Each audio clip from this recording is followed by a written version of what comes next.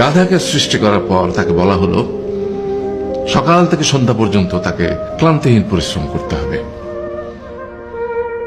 সারা জীবন তাকে পিঠে ভারী বোঝা বইতে হবে, খেতে পাবে শুধু ঘাস, আর তার মাথায় কোনো বুদ্ধি থাকবে না। তার আয়ু হবে 50 বছর। গাধা করজোড়ে সৃষ্টিকর্তাকে বলল, আমি এত বছর বাঁচতে চাই না, আমাকে 20 বছর আয়ু দেওয়া হোক। সৃষ্টিকর্তা সেটাই মঞ্জুর করলেন। কুকুরকে যখন সৃষ্টি করা হলো তখন তাকে বলা হলো যে সে হবে মানুষের সবচেয়ে বড় বন্ধু, কিন্তু সে খাবে মানুষের উচ্ছিষ্ট, এবং তার আয়ু হবে 30 বছর।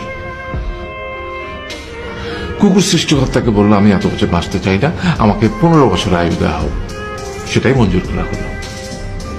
এরপর বানরকে বলা হলো, তুমি শুধু গাছের এ ডাল থেকে ও ডালে ঝুল খাবে এবং নানান রকম ফন্দি ফিকির করে মানুষকে আনন্দ দেবে, তোমার আয়ু হবে 20 বছর। বানর বলল, আমি 20 বছর বাঁচতে চাই না, আমাকে 10 বছর দেওয়া হোক। সেটাই মঞ্জুর করা হলো। এবার এলো পুরুষ মানুষের পালা। তাকে বলা হলো যে তুমি হলে প্রাণীগুলোর মধ্যে সবচেয়ে বিচক্ষণ এবং বুদ্ধিমান, সেই জন্য তোমাকে প্রাণীদের শিরোমণি করা হলো এবং তোমার আয়ু হবে 20 বছর। তখন পুরুষ মানুষ বলল, করজোড়ে বলল সৃষ্টিকর্তাকে যে 20 বছর আয়ু অত্যন্ত কম, হে প্রভু, আমাকে ওই গাধার সে যে 30 বছর আয়ু চায়নি সেটা আমাকে দেয়া হোক, ওই যে কুকুর 15 বছর ফিরিয়ে দিয়েছিল সেটাও আমাকে দেয়া হোক, আর যে বানর 10 বছর নেয়নি সেটাও আমাকে দেয়া হোক। 20 বছর অত্যন্ত কম, আমি দীর্ঘদিন বাঁচতে চাই।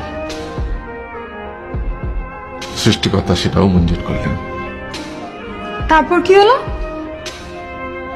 সেই থেকে ছেলেরা পুরুষ মানুষ হিসেবে বাঁচে 20 বছর, তারপরের 30 বছর সংসারের বোঝা পিঠে করে বয়ে বেড়ায়, সেটা কার মতো? গাধার মতো।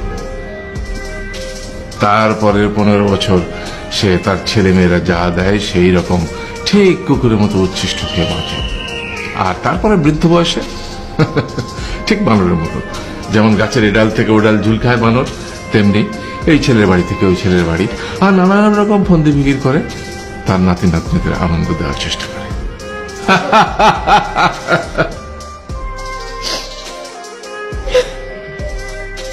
আরে এই থাম, কাঁদছিস কেন? তোমাদের কত দুঃখ বাবা, এত কষ্ট।